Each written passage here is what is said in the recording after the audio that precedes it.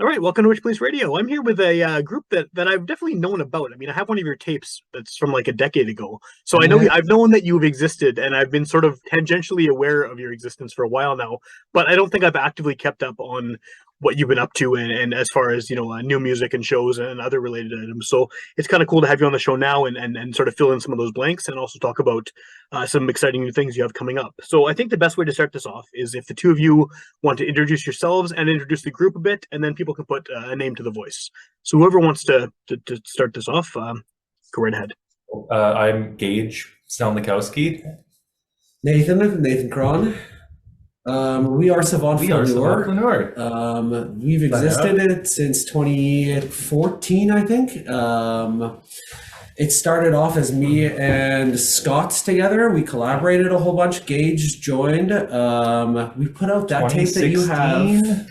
Yeah, I think you weren't on that I'm tape, not on right? that tape. Yeah. No, I'm not on this tape in question. This is before my time. Yeah, and then like I don't want to. We can. What happened was Scott passed away in 2017. Yeah, late Um, 2016. and Scott, of course, was the like harmonic core of that. We were doing a lot of like post minimalism, Philip Glassy kind of stuff, and we were faced. I mean, with the loss of Scott, which was heartbreaking. We really wanted to like keep that. Tenet of it going, the purpose of the group, we wanted to keep on going. We wanted to keep on playing Scott's music, which we did for a very long time. We still incorporate a lot of his music into what we do. We still hope to continue to do that in the future. But we lost like that harmonic center, him being organ, us both being string players. Yeah. It was a big challenge to reform that around two what are ostensibly solo voice instruments. Yeah. You can play double stops. There is a little bit of harmony there, but it is very much solo voice. Yeah, there's some difficulty establishing like yeah. viable pieces using like duophony, like two voices, right? Just to like a violin and cello, it's not. It's productive, but you need more Even like content to it. In classical repertoire, in a romantic repertoire, there's not a lot of composers who have written for just violin and cello. It's Right. it's a strange pairing. It's difficult to write for, and we were kind of thrust into that really early on. It took us a long time to develop fully into what has now become.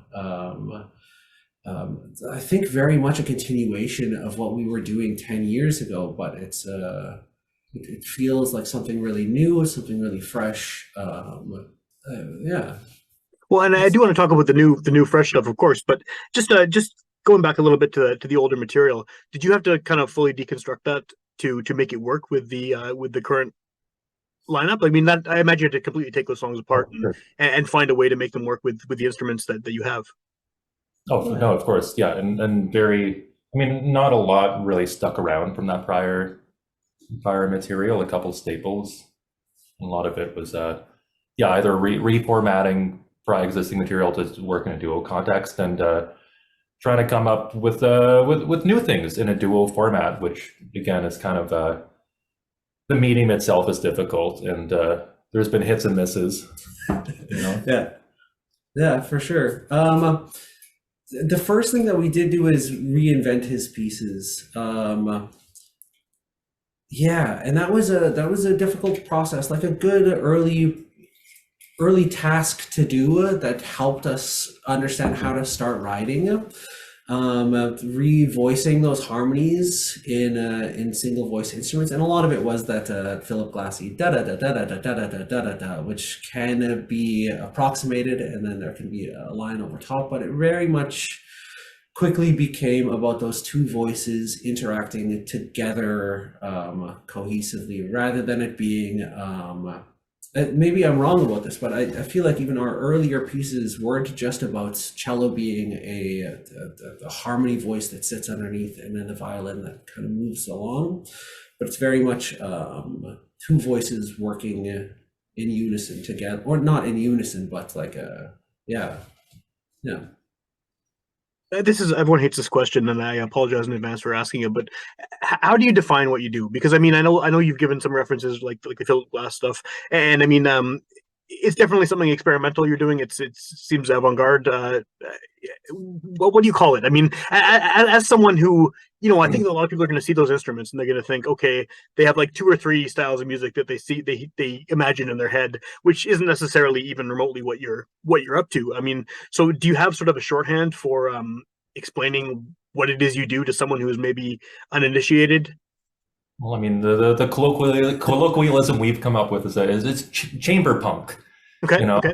There's a little bit of like, ostentation, in the classic, quote unquote, classical music scene and ideology. And I started playing with Nathan and Scott just under the pretense that I thought we should see string quartets and bars, right? People should be playing that kind of visceral side of acoustic instruments in a more public colloquial context. So okay. Chamber punk. What else are we? Fluxus. Yeah, for sure. Dadaism. Do you know Fluxus or Dadaism? For the audience, we should probably explain that. Yeah, please do. I have a vague understanding, but I'd rather hear it, directly from you, because I mean, like, if I say what I think it is, that's probably way off. So I'm interested too. There's a broad range of things that can be. Fluxus, basically, in my understanding, means that there's chance involvement. So John Cage was very much a champion of that early on, along with like Dick Higgins, Nam June Pak, a few other people like that. Robert Ashley is another name. But they're composers who started to integrate chants into their work. And we had started to do that really on. One of our early pieces together was actually a deck of cards that we had.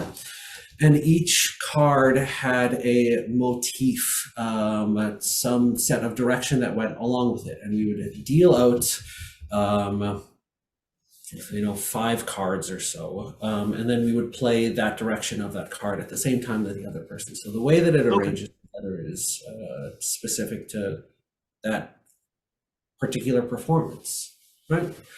But it's also structured improv. We use rules a lot. So it's somewhere between jazz and what might be considered comp.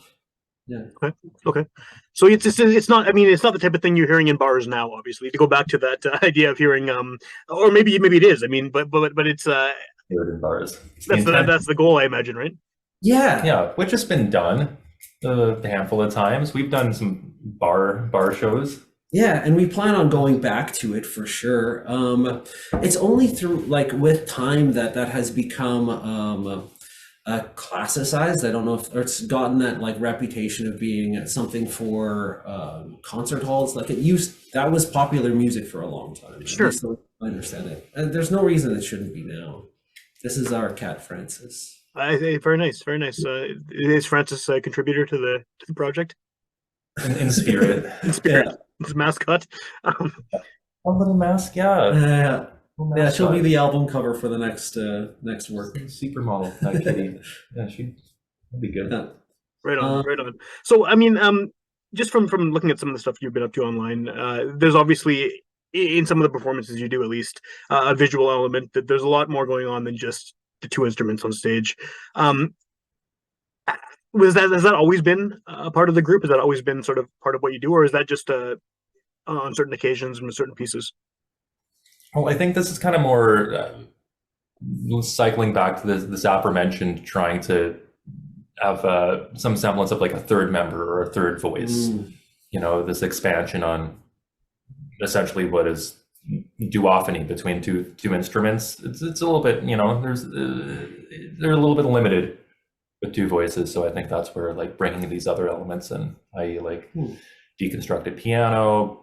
I did some trombone or last performance. Okay. I do want to. Our first, we've been writing for this whole time. Hasn't been a time that we've stopped working together.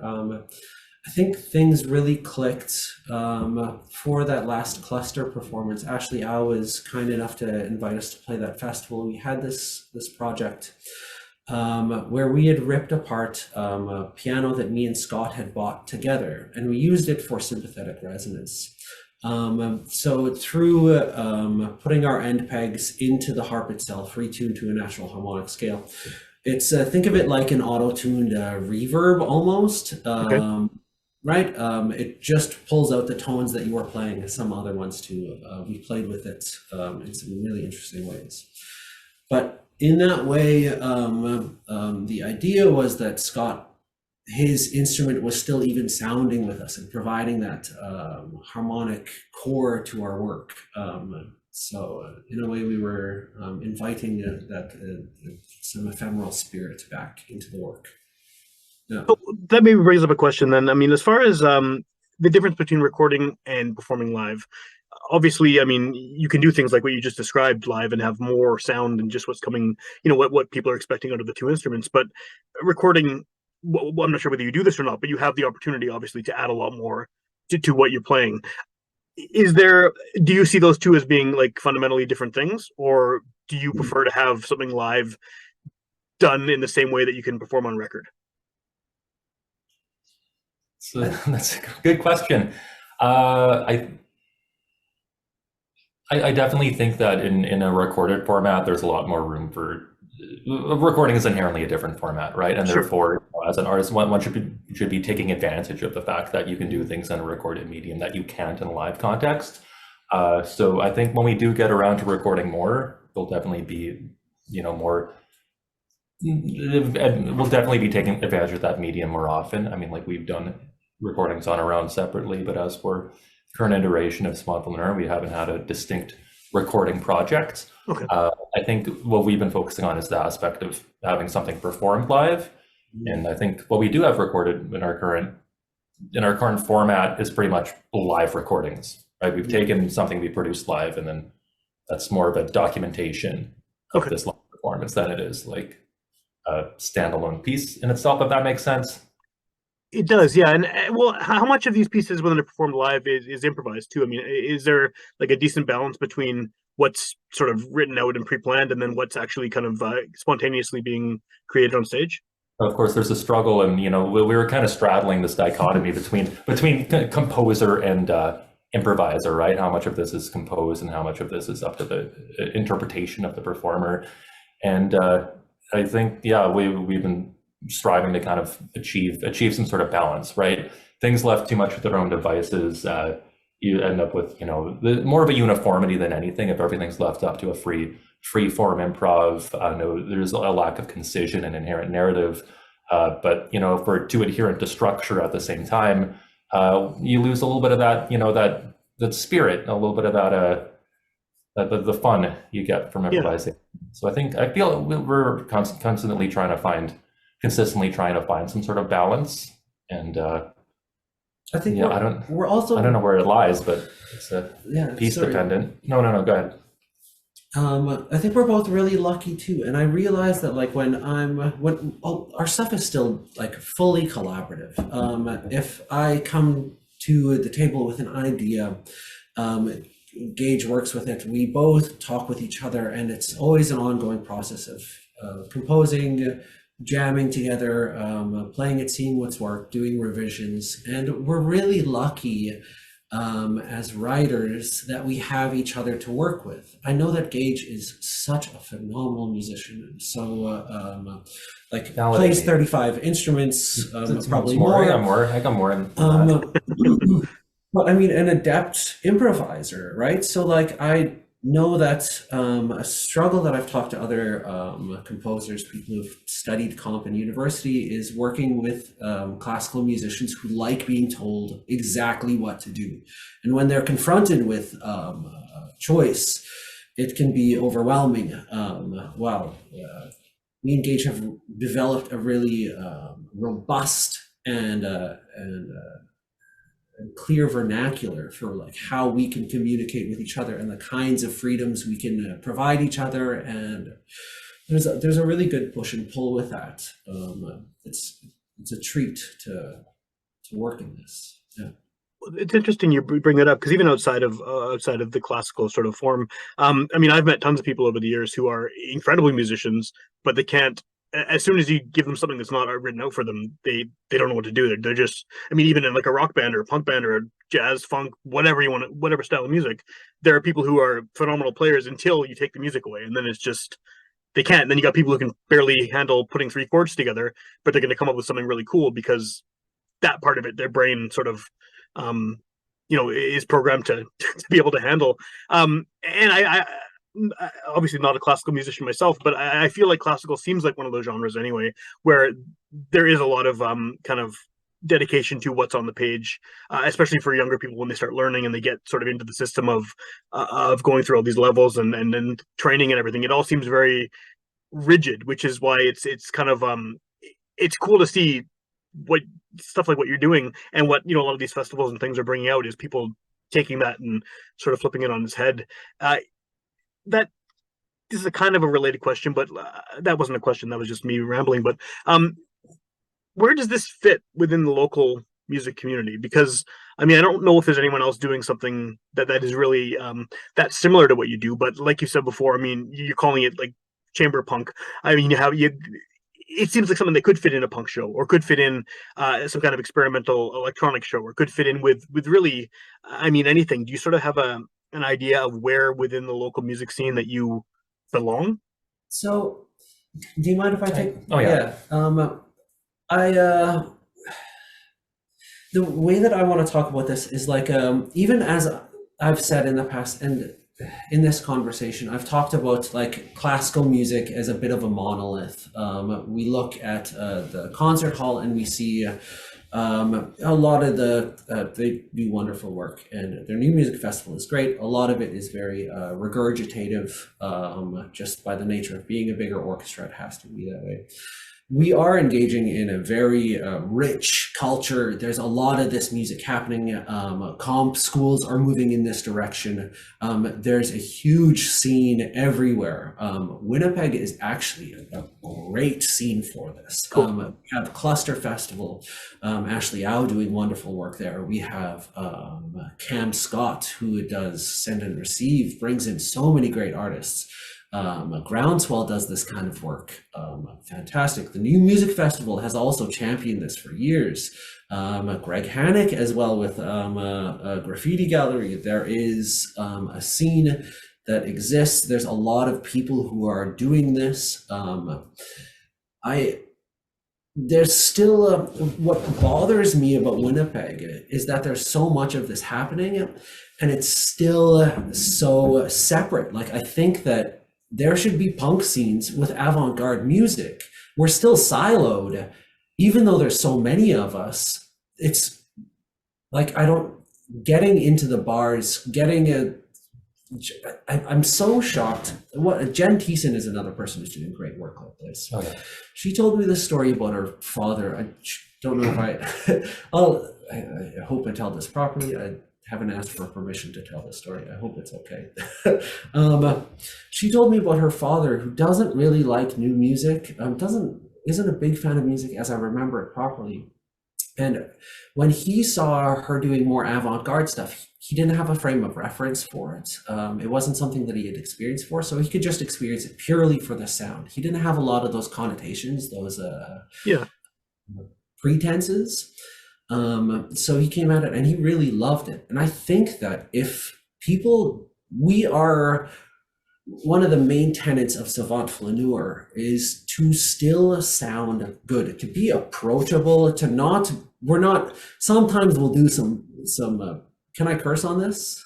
Whatever you want. We'll do some fuckery, like we'll really, we'll have some fun, we'll push some boundaries pretty far, sonically.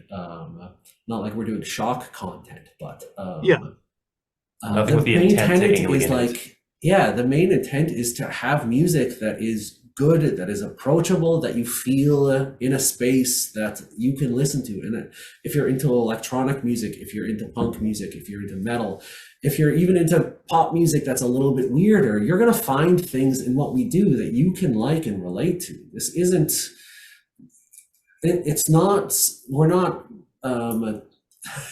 like genius is doing things that are so outside of the world of whatever. We're just making music for people, like anybody else, like anybody. Yeah, no, that's a good answer, I think. So I guess I'm assuming if you knew the answer to this question I'm about to ask you, you would have done it already. But how do you kind of bridge that gap and get people to want to check out what you're doing, or get punk bands to invite a group like yours to take part in a show? Like, what's the? I guess I think you're right. A lot of genres in Winnipeg are very siloed off, and it's hard to see sort of how to make them just like meld together into one big thing, because everyone these days listens to music in such a weird way that it almost seems like that's like a detriment to the way the music scene has grown, in that people are so used to siloing themselves off into their own little playlists and stuff, that the idea of something unexpected happening at a show is almost like it's scary. It's weird and scary to them. So is there like what steps does Winnipeg need to take to make that happen? It's tough. I mean, for one, I think insofar as either music or writing or an audience, not that I want to put the onus on any particular listener, but I think maybe one aspect is embracing universalities, right? I think in what we're doing, I'd like to think, there's some moments of where stuff's entirely outside, or foreign, or not using traditional harmony, but still hopefully not alienating. And I think a big part of that comes from latching onto universalities. What's like a universal aspect of music, something that's more encompassing? Is it, like heaviness, as a descriptor, right? That's so broad across so many other mediums and genres. Or is something danceable? That's such a vague, universal quality that's, it comes across in a variety of genres. And I feel like we try to have moments like that in our music. And then insofar as a listener perspective, I don't know, what are steps Winnipeg can take to be more open to other genres? I think part of it is book us for some shows. Yeah, exactly. Yeah.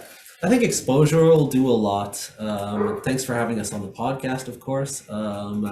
Yeah, I like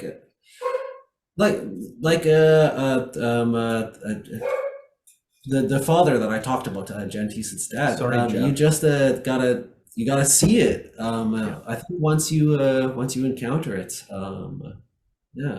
it'll make sense. Well, you have something coming up that we haven't even talked about yet, and maybe that's a good segue. There is that people should just go out and check this out and see what other people are doing with different sounds. So, what do you have happening? It's an installation, right? Yeah, it's somewhat based around a performance we did on for Send and Receive. Basically, this is just fulfilling grant requirements. This, to be completely honest. So the other month for Send and Receive Festival, we were collaborating with an architect. This long-term collaboration with an architect, Joe Kacherniak, who's previously he's done stuff for Raw Almond. Okay. On the river there. He's done some of the architecture for that. And I think, Nathan had met him by chance. I guess this is kind of a longish story. We met, and I've been very interested in acoustic sound. It's something that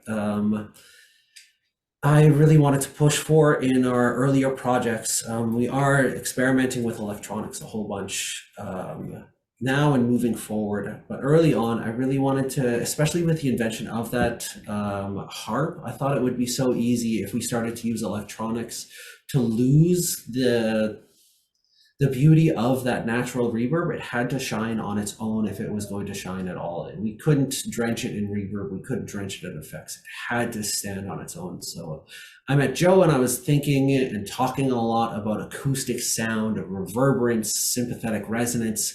And he had been thinking a lot about resonance in space.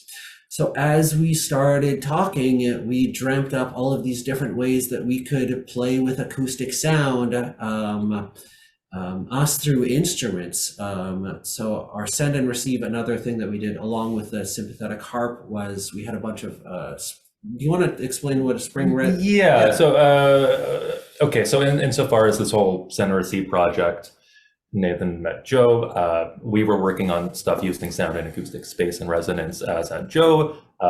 We had a collaborative project where we're making a piece of music amidst sound sculptures that Joe's been making. Essentially, things that might like reflect or diffract or diffuse sound coming in to influence like how the observer experiences a single sound source. And that's been kind of paired with this deconstructed piano that we've done, along with that use of effectively large-scale thunder drums. So a thunder drum is essentially, I can't, maybe it's Cuban? I can't quite remember. It's a long cylindrical kind of small, like a small long tom drum, essentially. Okay. Only a top head. Attached to the underside of the top head is a long spring that dangles down. When you shake the drum, the spring vibrates, and it sounds like thunder, right? It resonates the drum head. It resonates within the cavity of the drum. Sounds like thunder. So we've kind of taken that this idea of thunder, and we're not the first people who've done this. I think Nathan saw somebody do this particular thing on a TikTok at a smaller scale, and we've kind of scaled it up a little bit. So it just so happens a spring translates resonance, right? You take a tin can on a string, right? Yeah. Somebody gets one end of the can, you get the other can, you feel the vibration travel down the wire, translates to sound. So the same thing happens with a spring. That's essentially what a spring reverb is, right? In a guitar amp, sure. It sends a vibration through that spring. The spring travels. That sound reflects back across ends of the spring, and it creates a reverberance, right? So it just so happens if you take a thunder drum and the spring on a thunder drum, it's kind of like an amalgam of those two ideas. You can take the spring, say, hook it up to the end of to a cello bridge, okay, or hook it up to a violin bridge. Hook it up to anything that vibrates, and the spring itself translates the source of a cello bowing a note to this drum at the other end of a room. What's really cool about this effect is that the spring modulates it. So it's not just a pure signal, it's corrupted by this spring. Oh, cool. So that's something like really fucked up when it comes out at the end of the drum. And we have this nice kind of translation of resonance, where that drum points, the audience gets to kind of influence their own perspective as to how they hear that sound. And that was I hope that makes sense. It does, yeah, that's really cool. So we were strung up with all these thunder drums on our cello bridges amidst these sculptures that Joe had made to either reflect or diffuse the sound that we've created at specific points of the audience, or maybe reflect something at a specific frequency in an ideal context. So I guess maybe... I'll talk about the send and receive performance. We had Joe's sculptures up, some of them. There will be some different ones that are up at the installation. But we had them up, and it was very much a seated audience. So we were putting this forward. And what's interesting about these sculptures is how they affect that sound in space. And if you're sitting in a particular space, you don't get to experience the difference, right? You need to be able to understand how sound is different in one spot of the room to be important. So we did our performance, which showcased the comp that we did for this, which, I mean, working with these instruments posed a lot of really interesting compositional problems, opportunities. For example, the harp resonating. Any input sound is naturally a lot quieter than the output sound. So while you hear it, it can so easily get lost in a wash. It's very delicate. It mandates a style of writing that is, silence is a fundamental structure of it. I know that this is a very old idea, but it was the first time that at least I had thought about it so it was forced upon me. I didn't have a choice but to interact with that in such a real way. So either way, I'm getting off topic with that.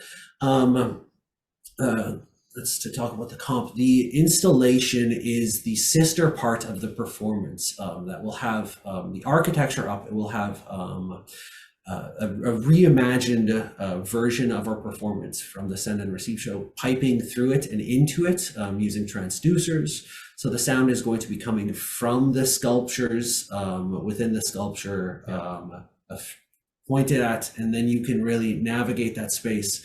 And it'll be a long loop, so you can go from one spot of that room and hear things in a very absorptive space where it's almost like a anechoic chamber where you hear our comp interact with this very dead space, and another space where it's very bright and everything shoots back at it. So it will affect the mood, it'll affect the feeling. It'll be a great opportunity for you to really think about sound as it exists in space. And unlike the Send and Receive performance, this will be an opportunity for a self-curated experience. Cool. So instead of us performing at somebody, what you get to do is you walk into the room and you're walking around the stage. You walk amongst these sculptures and you get to curate how you experience the difference in sound, depending on what part of the room you're in or what sculpture you enter. There'll be some sort of like domicile style little things that you can enter, these not womb-like, I'm trying to think of appropriate descriptors for. Anyways, you can edit this to make us more concise, right? No. We'll leave the rambling. The rambling is the best part of the show. But no, so people can, since you said it's looping, people can basically experience it from all these different ways, the entire thing, if they want to, from start to finish in one spot, and then move to another part of the room and then get it that way and compare and contrast if you want to, I guess, right?